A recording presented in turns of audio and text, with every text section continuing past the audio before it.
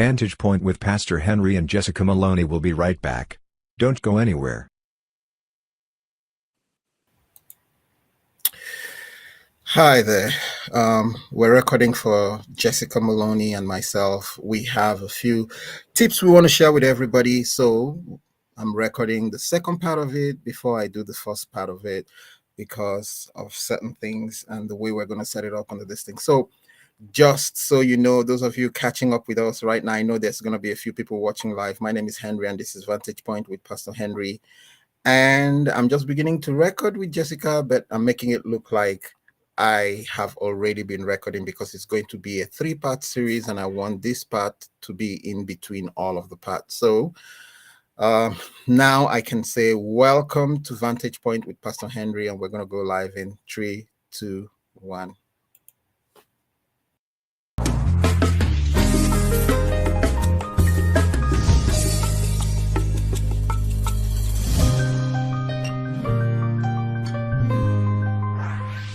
Vantage Point with Pastor Henry and Jessica Moloney will be right back. Don't go anywhere.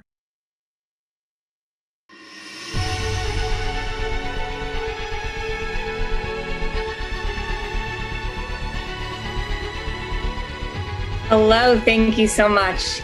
I am Jessica Moloney, and I am here to tell you that it's your time to declare your dream.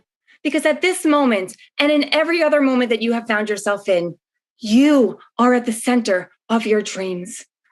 It's time for you to choose you. Choose for you to achieve your dreams so that you can dare to dream bigger than you ever have before. Here's what I know. If you declare your dream right now, if you write it down, you are 30% more likely to achieve it. But the top 2 things that will hold you back are the beliefs that you have about yourself and the specificity of your dreams. What is it that you really want? What is it that you're telling yourself? What is it that you believe to be true about who you are? Ladies and gentlemen, have you ever played the game Truth or Dare when you were younger? How many of you often chose Dare? If you did, more power to you. Because the Dare was something very much outside of my comfort zone. I was not somebody who was going to choose that, because if you dare me to do something, you're going to see me do it if I do it. But what if I look stupid? What if I can't do it? What if they laugh at me? These were all the thoughts that would go through my head. And to be honest with you, they're thoughts that still go through my head sometimes, because the fear exists. It is real. But when that fight or flight kicks in, we have to remember that the reality of being in our comfort zone is not that it's comfortable. The comfort zone is a familiar place. It is what we know. It's how we've always operated.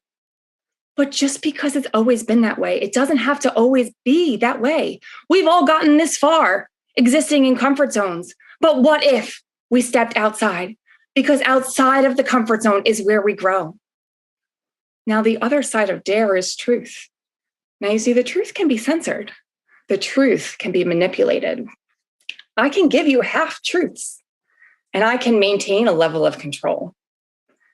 But I got so good at giving myself half truths in an effort to protect myself that I created a self-fulfilling prophecy that if I just stay where I am, if I just stay mediocre, then it won't be a big deal if I mess up.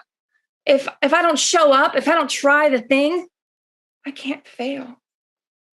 Ladies and gentlemen, what truths about you are you telling you?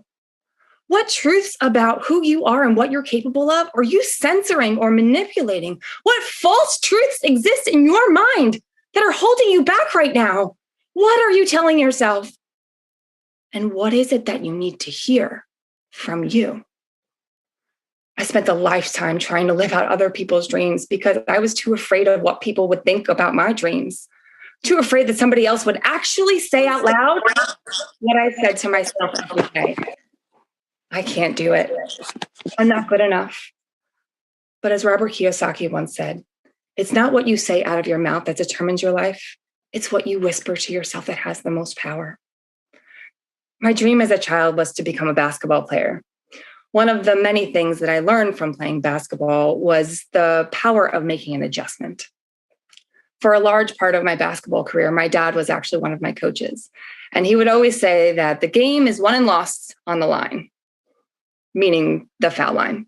So I remember being at practice one day, practicing foul shots, and I would approach the line, and most basketball players have the same ritual that they'll do before each foul shot. So I approached the line, put my foot on the line, my toe on the line, squared my shoulders to the basket, did my thing, and took my shot. Miss. And I would hear my coach say, all right, make an adjustment. Okay. Reapproach the line, put my toe on the line, take my shot. Miss. Come on, make an adjustment. Toe on the line, take my shot. Made it. Okay, come on, again. Toe on the line, take my shot. Made it. Again. Toe on the line, take my shot. Made it. Ladies and gentlemen, when you hit that sweet spot, when you finally get to see that the success is what is happening in front of you, when the visualization is there, that's when we must know that the adjustments are worth it, that we have to keep persisting, because the moment before you want to give up, all the adjustments that you've made, don't throw them away now. Keep going. We must persist. We must show up and keep showing up. We must be willing to face rejection. We must be willing to face a loss. We must be willing to miss some shots. Because when we step out for our opportunity to show up, that is the only way it will show up. Because as John Leslie Brown once told me, opportunity only dances with those on the dance floor. So where is it that you need to put yourself? What dance floor, what court, what stage do you need to put yourself on to be able to have an opportunity?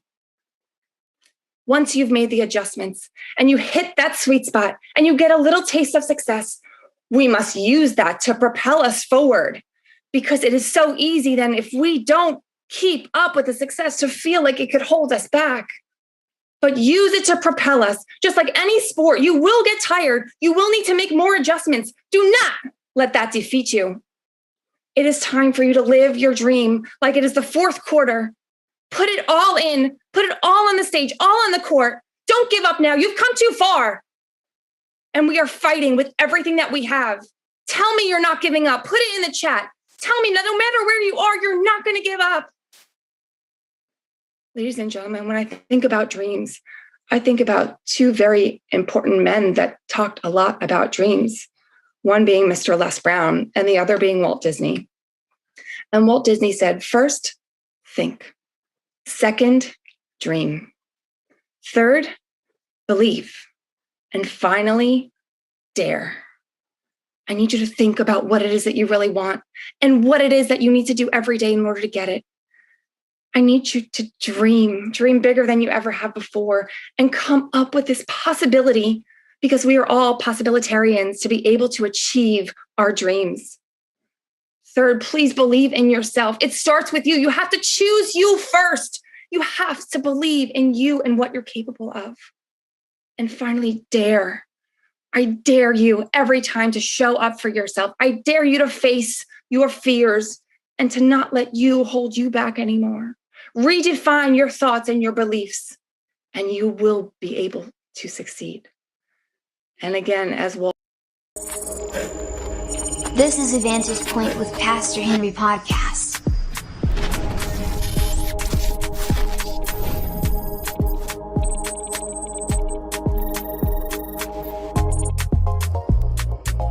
This is Vantage Point with Pastor Henry.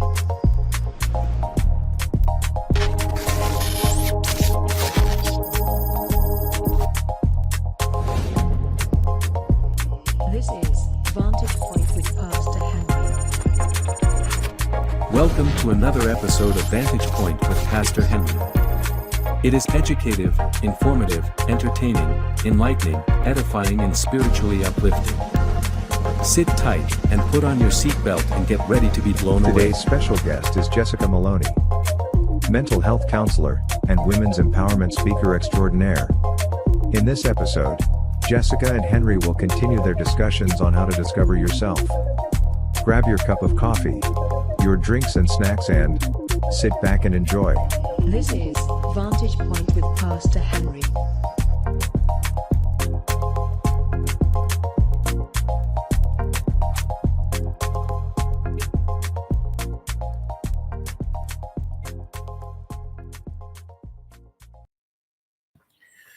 Well, hello, hello, hello, everybody. You asked for it, and then I'm going to give it to you. This is Vantage Point with Pastor Henry. And you guys, a lot of you messaged me and said you wanted us to do some more, and you wanted it fast paced, and you wanted us to talk about especially how to discover yourself. So I have with me today no other person than Jessica Moloney. I call her the one and the only Jessica Moloney.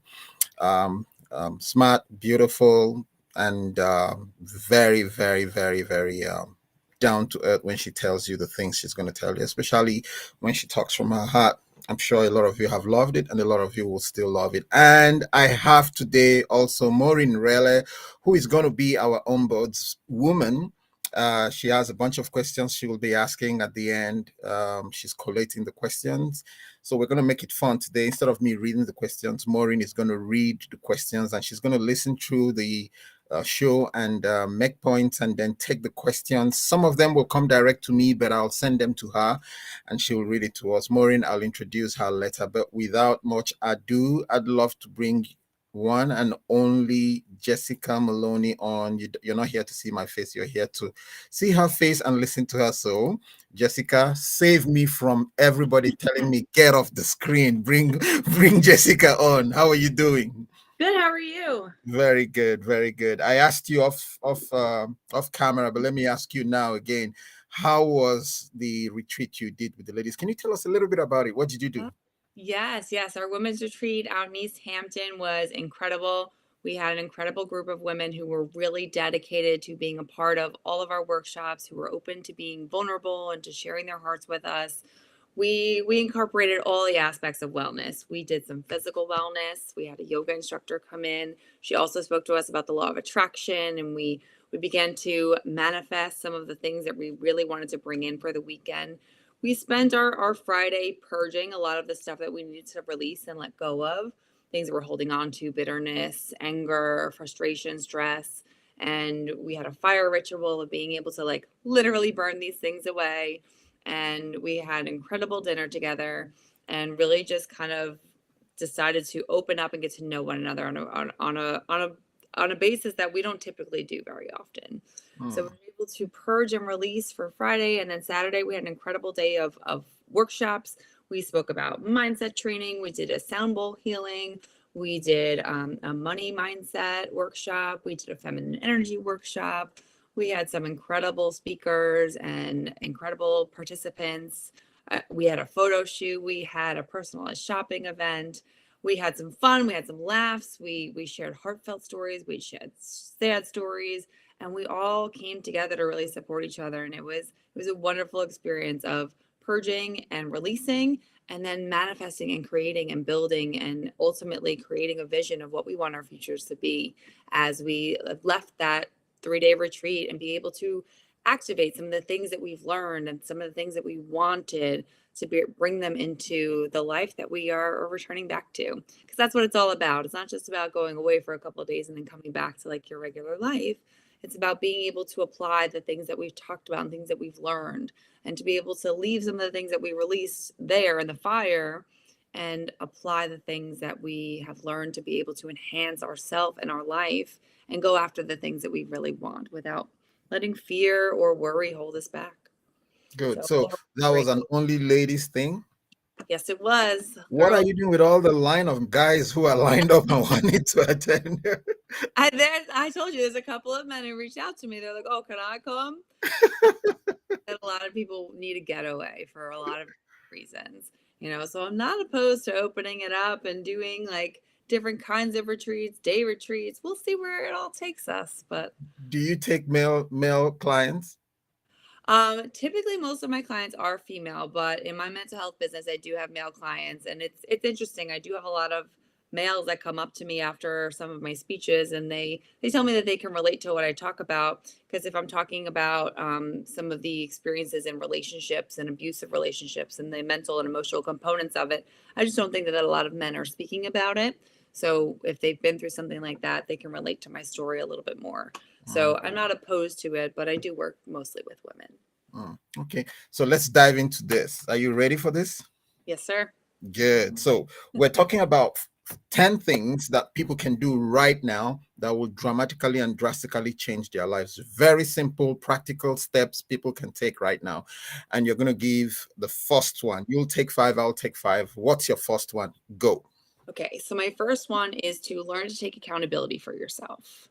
That in life, like there's a lot of things that happen to us, or so we believe, right? There are things that happen to us and then things that happen for us. But when things are happening to us, our initial reactions tend to be like, oh, well, it's my boss's fault that this happened, or it's this person's fault that this happened, or if it's this for this reason, I couldn't do this. And I'm not saying that those things probably aren't true. Like we could sit here all day and I could talk about how all these people wronged me and all these people were mean to me. But if we want to change our life, we want to change the patterns that keep coming from why does this always happen to me? We need to take accountability for our part in things, not the whole thing, but in your part. So if we're talking about a relationship situation and there was an argument or something, it's very easy to say, like, oh, well, he did this or she did this. But here's where I can take accountability for my part in it. Okay, I didn't handle that well. I responded, or I reacted rather than responded to whatever issue came up. So I can take accountability for me so that I understand I did this wrong so that I can change that. I can learn from that. I can grow from that. And now I can communicate better. Right? So like you have to also take accountability for your part in these things so that we can grow from that. So it takes away from our victim mentality. It takes away that like things are happening to us that we have no control over, because if it's always somebody else's fault, I can't control them. But if I can say like, okay, here's a part that I played in this scenario that I didn't like, I can learn, I can change, I can grow. And now the next time I find myself in that situation, I can handle it differently. If the other person I'm with doesn't handle it differently, then that shows me more of who they are. And then I choose to either continue to have some sort of relationship with this person or not. Right. So again, we want to take away from the victim mentality. And it really helps us to turn our past failures into stepping stones of advancement. Otherwise, we find ourselves in the pattern of continuous failure. And I use quotations because I don't like that word. But the patterns of like our failures, we can turn them into the stepping stones of advancement to this self-growth so that we can perform better in these situations so we don't keep finding ourselves in them over and over again. So self-accountability is number one. Wow. Maureen, we already have one question from the TV channel. I'm going to text it to you. So please keep your eye on the text and then I'll send you. I have a question all the way from Dubai. Very good question. But I'm going to take mine now. And my first point that I think that, let me say it this way. The first step, anybody, if I'm not looking at you as a pastor, if I'm looking at you as just a human being, without talking much about religion or without talking about Christ, the very first thing I'll tell anybody that I think will make a change in your life is to change your mindset, which is almost the same thing as what Jessica just said, change your mindset. But she went very specific when it comes to the area of, taking accountability and all of that. But for me, change your mindset is this. A lot of people, the reason why you are where you are is your mindset. If you are happy because you've made a mental decision to be happy. If you are always sad and depressed, it is because you've made a choice. There's this state that, most of the things in life that we go through are as a result of the choices we have made. And so the first thing I can tell anybody, if you want to get out of the doldrums of decay, if you want to get out of the pit of depression, if you want to get out of your rut, financial rut or whatever, is to change your mindset. And each situation that needs to be changed needs you to adjust your mindset for that situation. So for instance, if it's emotional situations you want to get out of, you change your mindset, like Jessica was talking about. If it is financial situations you want to get out of, you change your mindset. Begin to tell yourself, I can be wealthy, I can be rich, I can pay my bills and not empty my account, I can live successfully. That's you need to adjust, like the video we played earlier on about adjusting your aim and all of that during her basketball practice. You need to adjust your mindset to suit the new dreams you have. Even for instance, relationship, you can tell yourself, I deserve better than this. I want to be happy. I want to really feel love and all of that. And each area of your life that you're going to make a change in will have to start with you adjusting your mindset in that particular area to fit where you're going to. Until your mindset is changed, there is not going to be any fire in your butt burning you to get up and go where you have to go. There's not going to be any, you can't take accountability until your mindset is changed, because your personality always falls back to your safe place. But it is when you change your mindset that you wipe out your old mentality and write new things, and then you give account to that new one. Change your mindset, change the way you think, change the way you respond to things, change what you expect of yourself. Otherwise, you'll keep making the same mistake. That's my first one. Jessica, you next. Okay, well, I will kind of keep going with what we're actually talking about, because you reminded me of a quote from Dumbledore in Harry Potter. He says, "Happiness can be found in even the darkest of times if one only remembers to turn on the light." Wow. They used to call my grandfather Happy Harry because he was, he struggled through World War II, and he worked in factories, and he was just always such a happy person. Like, he could find the happiness anywhere that he went. And I think a lot of it had to do with his mindset. And like my number two is changing the way you think. So it goes with what you're saying. So if you can change the way you think, you can change the way you feel and the way you act and behave. So how do we change the way we think? It's by reprogramming our mindset. So similar to what you were just saying, is that we have to program the things that we want to think about, right? I deserve better. I'm worthy of love. Coming up with the affirmations and the mantras that set you up for the life you want to have. Instead of saying, I'm so stressed out, I'm so overwhelmed, I can't do this. I'm not saying that those things aren't real too, but we have to set ourselves up for the things that are also true, but are closer to the positive side of things. If you say you can't do this, but you don't believe that you can do it, start with, I haven't tried this yet, right? Find something neutral that is believable, because we do need a sense of belief in order to be able to manifest it and create it into our new reality. But we want to be thinking about our future self more than our past self. So we want to be reprogramming our self-talk and practicing self-love, which is, a big thing that I talk about, and being able to honor yourself and like talk to yourself like somebody else you love, right? Like, if you wouldn't tell somebody like if they wanted to, I really want to make more money next year. You can't do that. You would never say that to somebody you love. Like, okay, great. Like, I support you. Like, what are you thinking? So be a little bit kinder to yourself. Change your self-talk. Recite some affirmations and mantras. Get very clear on your intentions and start manifesting that. Repeat these mantras like, I'm worthy of money, and I receive abundance, and it is not my responsibility how it comes to me, but I'm open to receiving. And being able to open yourself up to possibility. Possibility is also one of my favorite words, because there's a quote by Margaret Drabble too, and she says, when nothing is sure, everything is possible. As human beings, when we're unsure about things, that's when anxiety kicks in and we get very negative. But the reality is, when we're not sure, anything is possible. But our brains are wired for negativity. So we need to rewire our thinking, change the way we think, reprogramming our self-talk, and practicing self-love. Those are two big components in being able to change that mindset. And then, being able to change your negatives into neutrals so that eventually they can become positive. And get clear on your intentions. Who is your next best self, and how do you become him or her? What are some things that he or she does, and how do they behave? And let's start talking to ourselves like we're them. Wow. That's a good one. Thank you so much, Jessica.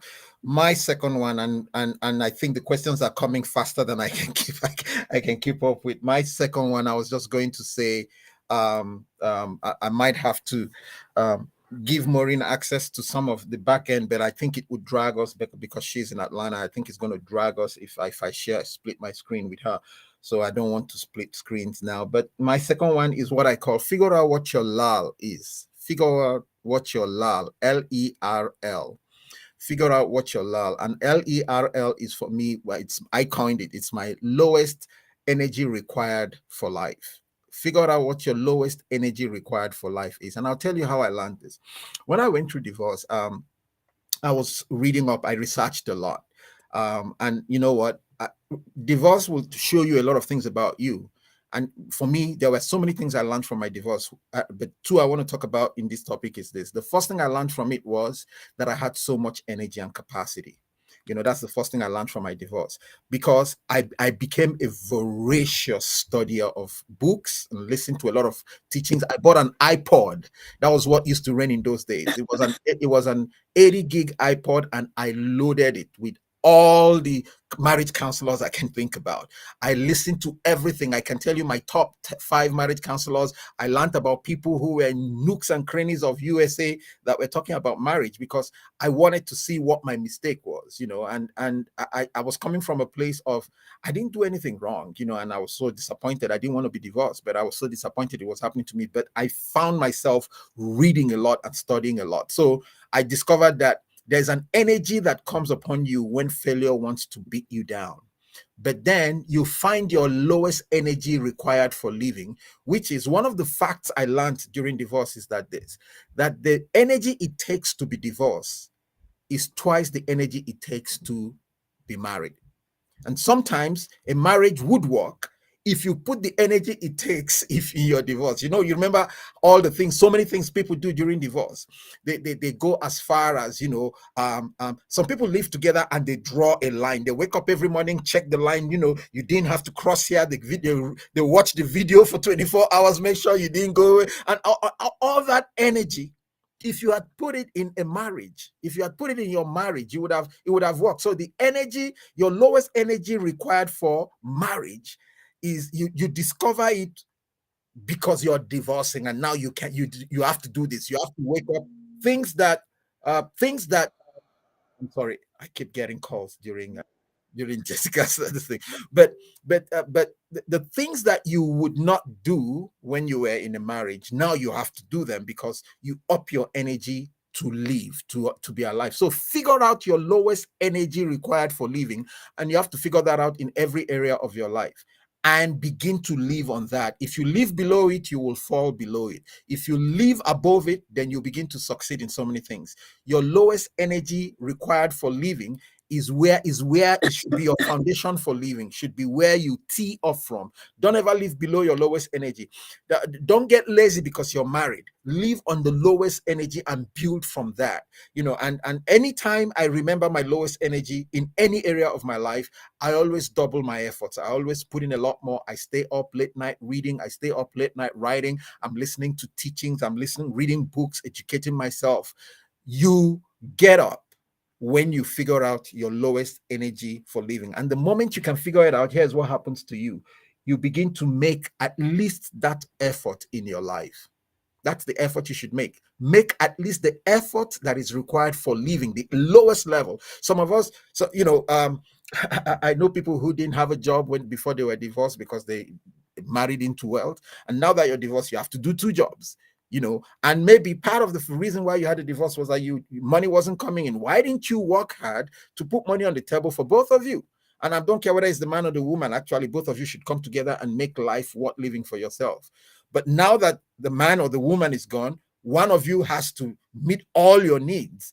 And so your lowest energy for living bumps up, and you live on that level, and then even grow, and then you discover yourself doing a lot better because you can grow on your lowest energy of living. That's the only ground that you can grow on. You can't grow on any other ground. You have to start from that. So figure out your lowest energy of living and start from there. You will radically change. You will survive. You will succeed. You would thrive if you can do that. Jessica. Great. Okay, so my number 3 is to challenge yourself. That oftentimes we sit in our can'ts and we let them become our realities without even a challenge.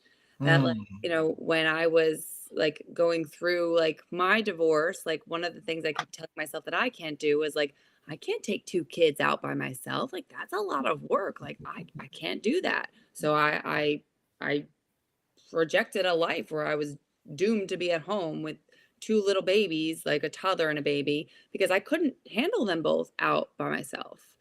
But I was like, you know what? We're going to go to the library. We started really small and got them both in the car, got them both out of the car and got into the library. And some days we lasted a full library class. Other days, one of them lost their ever loving, you know what, and like we had to round up and head home. So you won't know until you challenge yourself. That if you create a self-fulfilling prophecy of telling yourself you can't do something and then choosing to never do it because you don't believe in yourself, it will become your reality. But if you challenge yourself, you will give yourself an opportunity to fail, right? And like I said before, our failures are our stepping stones for our advancement. They give us an opportunity to learn and grow that, like, okay, here's what I did. I can't control the fact that the child lost their mind and like we had to leave, but I can do things differently. Like maybe I realized she was hungry, so we're going to eat before we go next time, right? So that's where I take accountability. So like all these things kind of add up, right? So if you can challenge yourself, take all the things that you can't do, change the wording that you use with yourself. Again, I can't, I just haven't done that yet. I'm not sure if I can do that. And try. Being willing to fail is like one of the greatest attributes that I think any successful person has ever had. The willingness to fail. The bravery to feel the fear and do it anyway. Giving yourself this opportunity is one of the greatest things that you could ever do for yourself, because again, we learn from failure, and when we face our fears and we do it scared, we can open these doors of possibility and opportunity that we didn't even know were there, right? So I had a mentor once tell me to take imperfect action. It doesn't have to be pretty, it doesn't have to look great, it doesn't have to be perfect, but for you to take imperfect action gives you the opportunity to get better at it. So challenge yourself at any opportunity you can find. Wow. Um, we have, I think I can share one before we go any further, but I have about 12 questions and I'm not able to share them with Maureen right now.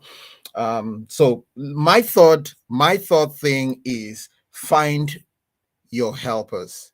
Find your helpers. There's this famous saying, I don't know who said it, if you want to go fast, go alone. If you want to go far, go with someone. And I've discovered in life that one of the things that you learn when you're maturing, when you're beginning to grow, is to figure out the areas of your life where you are very good.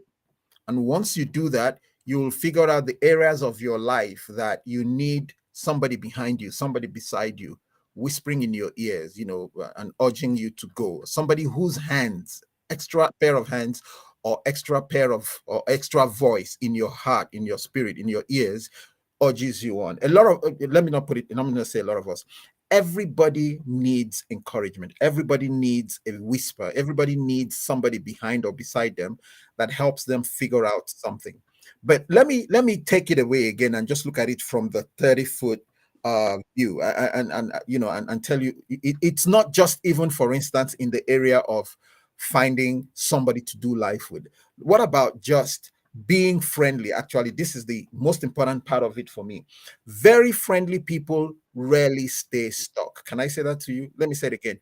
Very friendly people rarely stay stuck. Why? Because whether you know it or not, people ask you questions and get you out of your rut, even when you can't. If you're always, there's this story about a woman who every day she goes to church. Every Sunday she goes to church, she's smiling, and she goes very early, and she, kind of walks around and picks up all the liters and everything and puts them in a bag. And the pastor who comes early, he's in his vestry, old pastor, watching her and smiling, and she's smiling, she's walking, and then she goes into church and all of that. And every time she would go the long way and pass through the pastor's door and greet the pastor before she goes into the church. And one day, the pastor chose to wait for her at the door. And she said, I've watched you, how many days, how many weeks, you do this every Sunday. Please tell me about you. And he took the woman in and discovered that the woman was homeless. And he had 3 rooms in his church building. And they had to kind of, because of those days, they had to kind of partition it. She's a very older woman. They had to partition it so that it was safe spiritually or religiously for her to live in one of the rooms. And she got one of the rooms, and then she was officially employed to clean the church every weekend, because she had been doing it for like weeks without anybody saying anything to her. But because she was tired of sleeping in on the street. She would come to church early, enjoy the heat of the church, use the church washroom, and the pastor never knew all of that. Friendly people rarely stay in their rut for too long. People who say hi, people who make friends, and you don't make friends with anything in mind. Just make friends because friendliness is powerful. Don't make friends because of your transactional mentality. Oh, I'm making friends so I get something. Make friends because being in the place of friendship or friendliness is very, very attractive. It makes people want to help you. It makes people want to ask you questions. They never get lonely. If you're friendly, you never get lonely. You have people bombarding you with lots of messages. How are you doing? I've not heard from you. Blah, blah, blah, blah. A Bible says, he that must have friends must show himself friendly.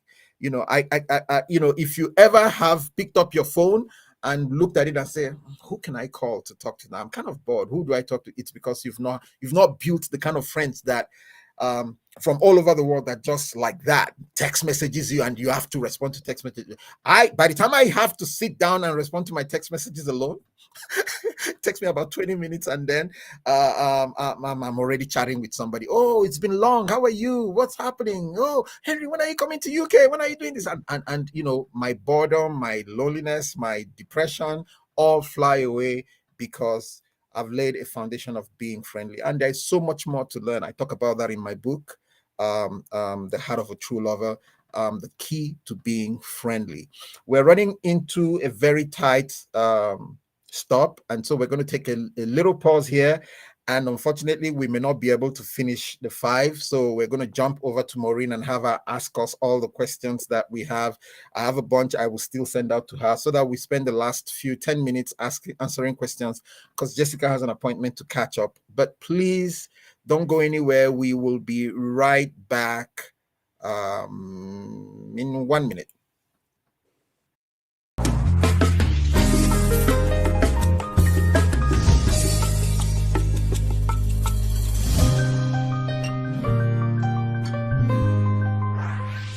Vantage Point with Pastor Henry and Jessica Moloney will be right back. Don't go anywhere.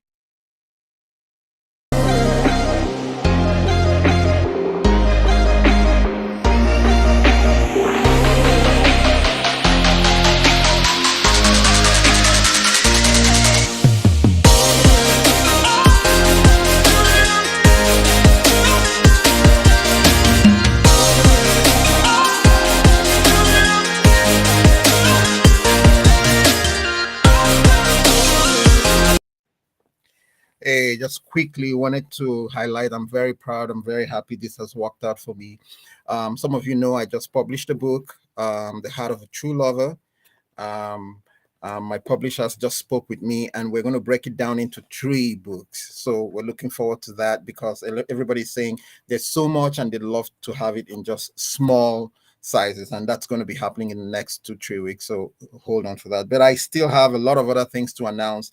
My other books are all out, all at the same time. So I have this is called the Secret Place Journal, and I have 4 editions of it. This one is for kids, so if you want to encourage your Christian kids, my niche, and I know it's not a big niche, but I am very, very more interested in just making sure Christians get the things I'm doing. I'm not doing it for everybody. I'm doing this for Christians. So the Secret Place Journal, this is by me here, is a journal that gives you the opportunity to journal like a Christian. So it gives you places for memory verse and stuff like that. And that's the Secret Place Journal. You'll find that on Amazon. I'm very proud of that. And then this one I'm going to get in trouble for. This is what I call 50 Days of Loving You. It comes from my other book, The Heart of a True Lover. And this is a journal for lovers. And the idea for this came from something that happened to me a few years ago. And I'm talking to a lawyer, see if I can proprietarize this or copyright it, because nobody else is doing it out there. But what this does is give you 50 days of journaling. And it has portions for you to write a letter to the person you love. It has portions for you to answer questions like 1 word to describe you, best moment of my life today, or my prayer for you today, a word for you today, and then you sign each page. 50 Days of Loving You. There's a second one that is coming out. That's what I call the Honeymooners Journal. And I am proud of all these books. Somebody's calling me the apostle of love recently. I've learned a lot in life. So, but the Honeymooners Journal is a 7-day, it's called the 7 Days of Bliss. It's a 7 days of just writing how you feel about your honeymoon. And the idea is you don't buy this book and give it to the person. You buy it, you feel it, and then you give it to the person. Your loved ones will never, ever forget what you've said about them, especially sweet things. I do ask that you make it very sweet and very positive things. That's on the other side. Then I have these 3 ones. I'm going to go through them really quick. I create kids books. This is what we call Bible word search. And it's the normal game Bible word. These are all books that I've published in the past 2 weeks. You can find it on Amazon, and this is one of the ones I really love. This one is unique, and I am also talking to a lawyer about this, because what I did with this is, instead of giving you words to search for, I have given you verses of scripture and underlined some of the words. So instead of, and my intention is for you to read the Bible. So you're reading the scriptures and then you're looking for those words that are underlined. And I have here about 6 games. I have biblical words, word search, word puzzle, word decoder, and then the famous mathematics game Sudoku. But this is all packaged with Bible verses in them so that Christians can read it. And it all started when I started this book. Yes, Jesus Loves Me for Children. I have 6 coming out in the next 6 months, 1 every month. This one helps kids who have anger. You have toddlers, we call them terrible toddlers, or what do we call them? And so this book, if you read it to your child, give it to your child to feel, it's supposed to help them overcome temper tantrums. I feel like this when I'm angry, and this is why I get angry. And then they paint the picture of somebody that was angry in the Bible, and they read a story, and Jesus doesn't like kids who are angry. And then, gently as they read it, so it's not just you scolding the kids, they do a little bit of work, assignment, and stuff like that to overcome anger and read some scriptures. There's already 3-4 of this. I am so happy about this book, and I'm looking forward to sharing it with the world. They'll be launching the last Sunday in May, which is 28th or 29th. I'm launching it in church, and then we're going to go from there. I've taken so much time saying all those. I know, because I wanted to create this video, and it's going to go out to my pages so that people can start knowing that I have these on Amazon. But let me bring everybody else back on. Sorry, I have to pay my bills. Sorry, guys. Let's bring everybody else back on. I am so happy for especially this episode. And I'm going to beg Jessica. I know I keep begging her. Please, let's do one more and finish this up. And quickly, Maureen, what questions do you have? All right. I have about 5 questions already. The first one, nice topics, everyone. All the points are very good. First question goes, what if I keep blaming myself for everything? And this came from Khalid. Khalid in Dubai. Jessica? Well, I mean, the easy answer is to try to forgive yourself. But like, there's so much that goes into that. Listen, without even knowing anything that has happened, there is going to be a piece that you can take accountability for. There's a piece that you can blame yourself for. I don't like that word either, but there's a piece that you can say, like, okay, this is where I maybe did something wrong, or this is where I messed up. But we can't take accountability for everything, especially if it involved another person, because we are in no way, shape, or form in control of other people or the way they behave. There's a lot of things in this world that we can't control. So just because you played a part in something, it doesn't mean that you are to blame for things. And as human beings, I think we're searching for blame because it gives us meaning. And it's so much easier to search within yourself to find blame, because then it's very easy to find meaning because other people aren't giving it to us. That's what I think a lot of people are searching for when they look for closure. They're looking for meaning. And if we don't get that, we go internally and we blame ourselves, because it in a way makes us feel better. It feels like we have this closure. But really, like, closure is just acceptance. It's acceptance that this didn't work out. It's acceptance that, like, this didn't go as planned. And now I can go back to the drawing board, reevaluate, and maybe pursue the same thing that I was in a different way.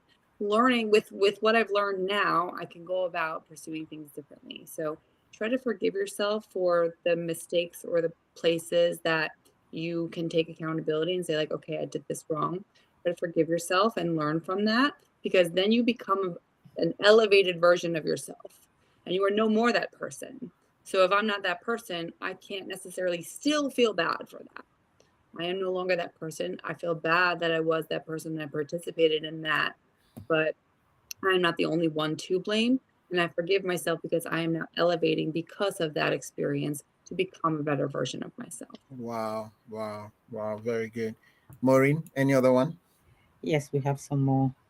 We still have them coming in. Okay, next question says, can we get a detailed talk on the mindset we must have? Oof. Hmm. Yeah, I have a whole training about that. Go ahead. Oh, I Okay. do.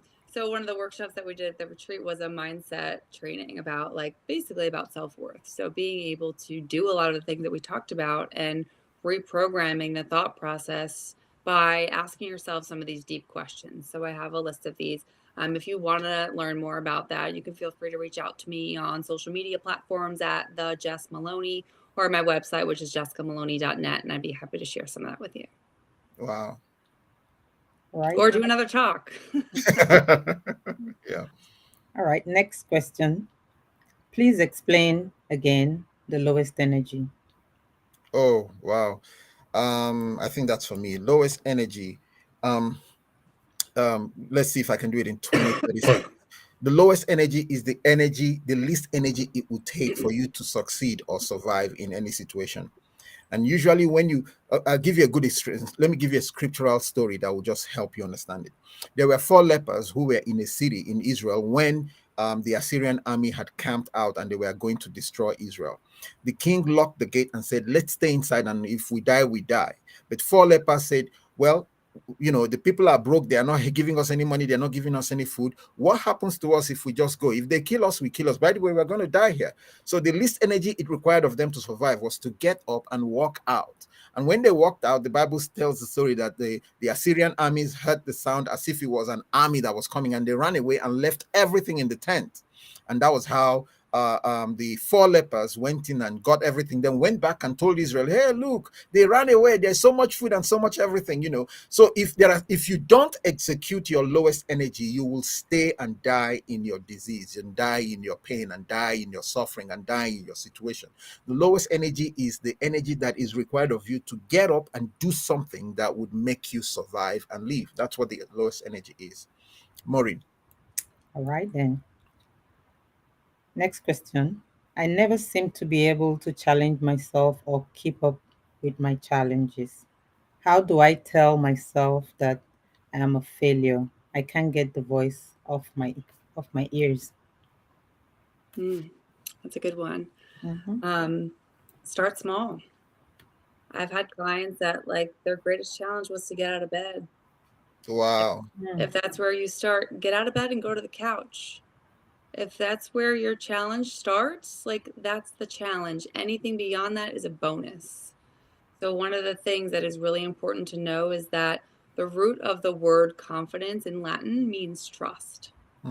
That in order to build self-trust, we must set commitments to ourselves and honor those commitments. So if the best you can commit is I'm going to get out of bed today, you have to honor that in order to build self-trust, which builds confidence, which helps that little voice kind of shush up a little bit to stop calling you a failure because you just achieved your goal of the day. So it doesn't matter how small it is, set something up that you can achieve and then give yourself credit for achieving it. And then know that everything beyond that is a bonus. If you can get out of bed and get to the couch, great.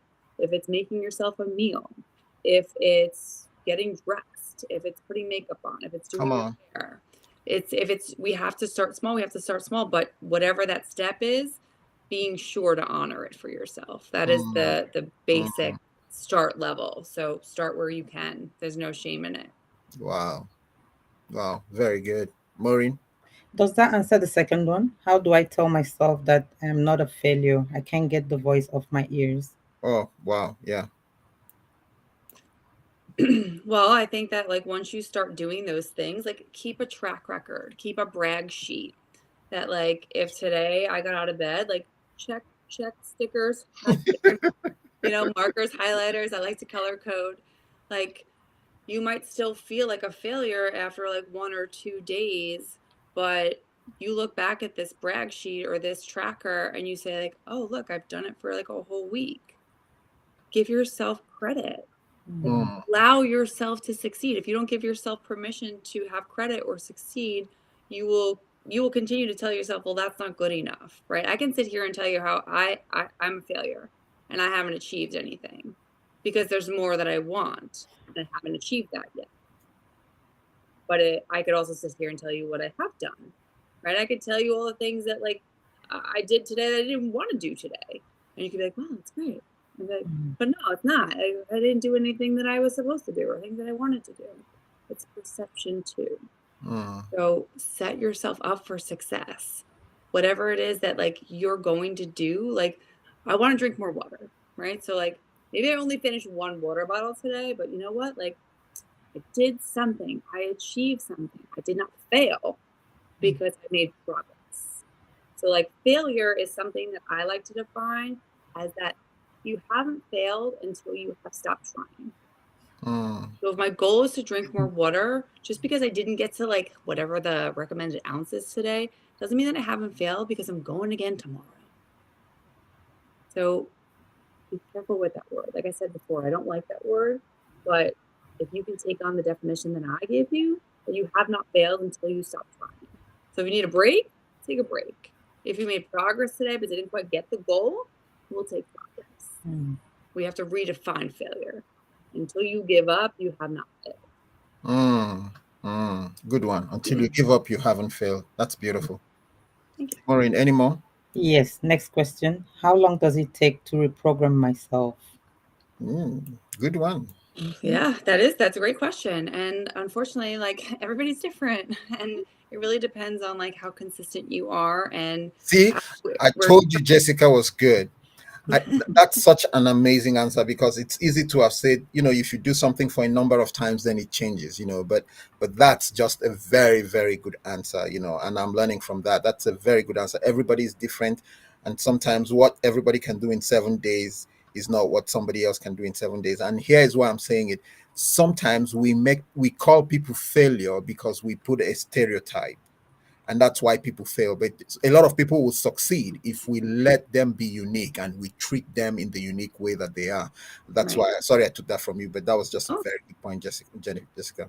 Thank you. No, I agree. And like, listen, I'm like, sometimes I'm painfully honest with people. I tell my clients this all the time. You be honest with me, I'll be honest with you. Like I could sell you like 30 days to like do this and like, join my program. But the reality is that like, I'm not going to guarantee you 30 days, but I will say this, that I do believe that like, once you do something for 7 days in a row consistently, it gets easier. You do it for 21 days in a row, it's a habit. You do it for 30, 60, 90 days, it's a lifestyle. So what we want to do is we want to create a lifestyle change. That I often say that self-love is a practice, it is not a destination. So mindset training is ongoing because we are naturally wired for negativity. We're built as cavemen to watch out for danger. So your mind is going to always look out for bad stuff. So reprogramming it to look for the good stuff is important, but then we need to keep working on it. It's like a muscle, right? Like if you see these big bodybuilders, like they're in the gym all the time, building. And then if they stop going to the gym, it's like it melts away, right? Yeah. So like maybe they don't have to be that bodybuilder mentality, but you have to keep showing up, keep working that muscle because that's what it is. It's the muscle memory. It's the neuroplasticity in our minds that we need to keep working with to continue to change. Like for me, I can tell you, like it took me roughly 5 years to dig myself out of my lowest point. I was doing it all by myself. I didn't have this framework. I didn't know what I was doing. I mean, I had certain things that I learned in school to try to like help you, but from what I discovered through my own personal development and what I had to go through personally in my own life and through my my emotional abuse, like that's what it took me. So if you can find like a helper, like Pastor Henry said, and really try to work on some of these skills, you can do it in less time. But consistency is key. I'm conscious of time for Jessica because she has an appointment. So let's take it. How many more questions do we have, We Mary? have two more questions. Okay, let's take them. Let's take them quickly. Okay, the next one says, what was that quote again? The one you quoted earlier. I believe they're talking about the Harry Potter one. Oh, happiness can be found in even the darkest of times if one only remembers to turn on the light. Wow. How did you memorize that? It's one of the things that Les Brown taught me. We should always have quotes that go with our stories. Oh, that is very nice. Very nice. That's a very good quote. Very good quote. Maureen. Last question. Where can I find you online if we want to come to the men's retreat? Yeah, I saw that one and I was laughing. See, there's more men coming. Okay, all right, then. That was somebody on TV. I didn't put his name because I didn't want to embarrass him. Yeah, and he's still on TV watching. So I'm on all social platforms at the Jess Moloney, or my website is jessicamoloney.net. Okay, so wow, there's a lot more men coming. You have to. I love it. Let's do it. Let's do it. Okay. All right. So it's expensive, guys. Just make sure you save up for it. It's a lot of money, and she takes you to East Hamptons, which is maybe one of the best places in New York to go hang out. Islands and seas and waters and fish and all of that. Houses all secluded, alone, and all of that. What? Yeah. Big houses. What was that? Was that van that pulled up in your house and people had to go inside to do fashion, whatever? What was that? So that is a mobile boutique. It's run by Lex Out East. Okay.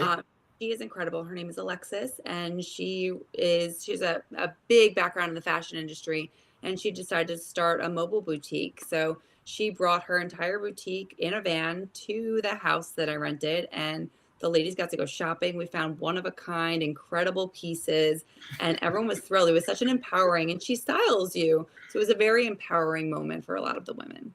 Wow, that's interesting. Very good. So just out of curiosity, what's the ballpark of registration for somebody who wants to go for this retreat, woman or man? I'm sure you're going to charge the men more, but tell us, what do you charge? So it's a range. It depends. We had two different suite options. We had a suite and we had a room, but it was starting at $2,400 for the weekend. Okay, so $2,400, guys. Get ready, put that aside, and somebody will be getting in touch with you. She already gave you her websites and all of that. Someone just sent me a message. I want all the books. You can find them on Amazon. Again, thank you, Jessica, for the time. You're going to have to schedule another one. We still have 4 and 5 to do. No, I still got them here. Yeah, I got a journal on Amazon too, so you can throw that one in the bag too. Which one? Say that again. I said I have my journal on Amazon too. Oh, yes, that's true. What's the name of your journal? You have it there, right? Breakthrough. Yeah. Oh, beautiful. Breakthrough. It's got a bunch of activities and goal setting pages. So you can have some fun with it too. Okay. I'm sure people will be there. So Mr. Quay or Miss Quay, please, on Amazon, you will find her book. It's a journal. It's very, very rich. It's a lot of pages. I've seen what it looks like. So go grab that copy. I want to thank you again, Jessica. Let me let you go so you can prepare for your 6 p.m. event. And I want to thank Maureen, all of you. Thank you. And it's been such a pleasure doing this. And I look forward to doing another one of it with you one of these days when you have the time. My name is Henry and I'm signing off. Stay blessed, stay happy, and don't give up on yourself. God bless you.